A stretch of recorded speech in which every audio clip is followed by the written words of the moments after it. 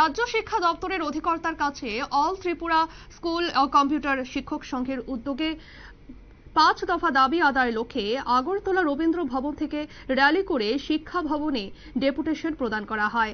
তাদের মূলত দাবিগুলো কি জানাচ্ছেন সংশ্লিষ্টরা, শোনাবো আপনাদের। মূলত আমাদের যে মূল দাবিগুলো আছে সেগুলো হলো স্কুলে স্কুলে বর্তমানে 1079টি স্কুলে কম্পিউটার শিক্ষা চলছে আইসিটি প্রজেক্টের মাধ্যমে। আমরা চাই এটার প্রকৃত উন্নয়ন। গত 5 বছর ধরে কম্পিউটার শিক্ষাটা চলছে, কারণ এই রাজ্যে আগেও ছিল কম্পিউটার শিক্ষা, কিন্তু আপনারা হয়তো বা দেখেছেন যে আগের কম্পিউটার শিক্ষার হাল।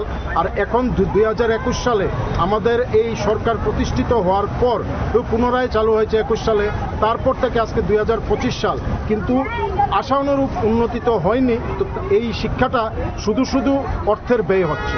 তাই আমরা চাই এই শিক্ষার প্রকৃত উন্নয়ন, এবং এই শিক্ষার প্রকৃত উন্নয়ন করতে গেলে আমরা এই শিক্ষার সঙ্গে জড়িত আছি ইনস্ট্রাক্টর হিসেবে। কি করা দরকার আমাদের তরফ থেকে আমরা জাস্ট একটা দাবি সদন পেশ করছি।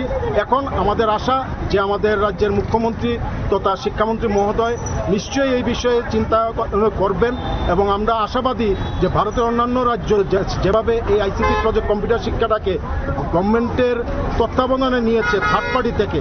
এবং এখানে আরেকটা জিনিস আপনি বলে রাখি, এই কম্পিউটার শিক্ষাটা কিন্তু চলছে থার্ড পার্টি এজেন্সির মাধ্যমে। আমরা চাই না থার্ড পার্টি এজেন্সি, আমরা চাই ডাইরেক্ট গভর্নমেন্ট এটাকে সমগ্র শিক্ষা ডিপার্টমেন্টের মাধ্যমে এটাকে তত্ত্বাবধান করুক। আপনারা শুনলেন সংশ্লিষ্টদের পক্ষ থেকে বক্তব্য। তারা সংবাদ মাধ্যমের সামনে তাদের দাবিগুলি তুলে ধরেন এবং শিক্ষা অধিকর্তার কাছে তাদের দাবিগুলি পূরণের আবেদন জানান। সংবাদ এখনকার মতো এই পর্যন্তই। পরবর্তী আপডেটের জন্য অবশ্যই নজর রাখুন নিউজ ভ্যানগার্ডের পর্দায়। নমস্কার।